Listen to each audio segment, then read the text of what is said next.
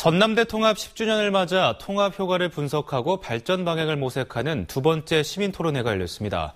지금이라도 통합 이후 성과 분석과 앞으로의 과제를 전남대 측과 소통의 자세로 허심탄회하게 논의해야 한다는 지적이 쏟아져 나왔습니다. 김종태 기자입니다. 토론회 참석자들은 전남대 통합 이후 가장 아쉬운 점 가운데 하나로 전남대 여수 캠퍼스의 권한 축소를 꼽았습니다. 여수 캠퍼스가 부총장제로 운영되다 보니 대부분의 인사나 재정 권한을 광주 캠퍼스에서 갖고 있다는 것입니다.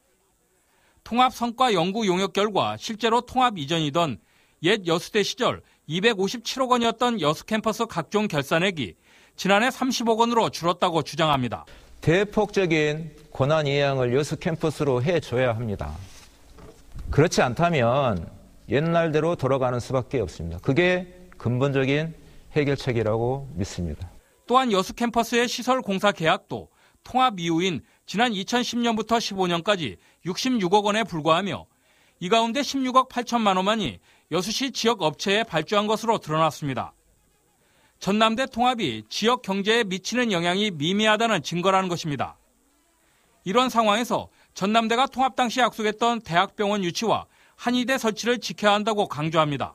통합을 통해서 지역과 어떤 상관관계를 보이느냐 이것을 논의해야 될 것 같습니다. 하지만 전남대는 통합 이후 이런 모습은 보이지 않았습니다.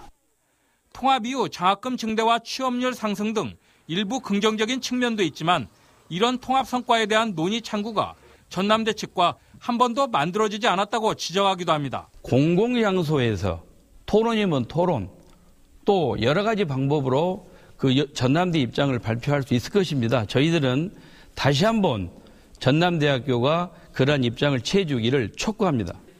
이번 시민토론회는 전남대 통합 이후 10년의 변화와 성과를 심도 있게 분석한 뜻깊은 자리였다는 분석에도 불구하고 정작 당사자인 전남대 측이 두 차례 토론회에 모두 참석하지 않아 아쉬움을 더했습니다. MBC 뉴스 김종태입니다.